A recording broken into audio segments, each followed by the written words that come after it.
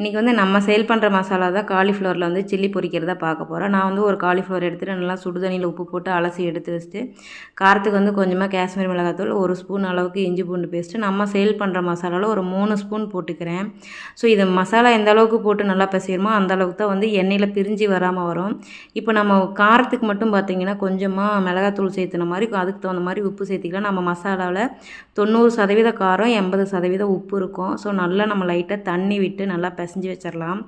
இதை நான் பார்த்தீங்கன்னா பிசைஞ்சு பாருங்கள், கொஞ்சம் கூட வந்து எங்கேயுமே வெள்ளையாக தெரியாத அளவுக்கு நல்லா பிசைஞ்சிட்டோம்.